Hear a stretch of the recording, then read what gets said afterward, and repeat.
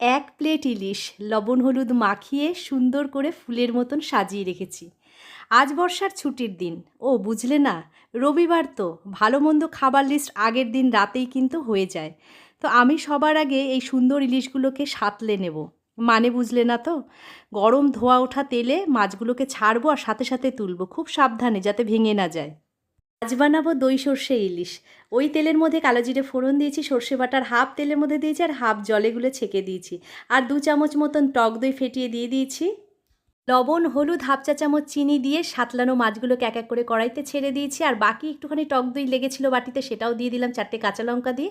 এবার ঢাকা দিয়ে দেবো। 20 মিনিট পর ঢাকা সরিয়ে দেখলাম রান্না একদম রেডি। এতে কিন্তু আর কিছু অ্যাড করব না। কড়াই থেকে সমস্ত মাছ এক এক করে নামিয়ে নিয়ে গ্রেভিটা তারপর বাটিতে ঢেলে দিলাম। এই রকম দই সর্ষে ইলিশ আর তার সাথে সাদা ভাত। তুমিও খেয়ে বলবে ক্যা বাত। ভালো লাগলে কমেন্টে জানাও, লাইক শেয়ার সাবস্ক্রাইব করে দাও।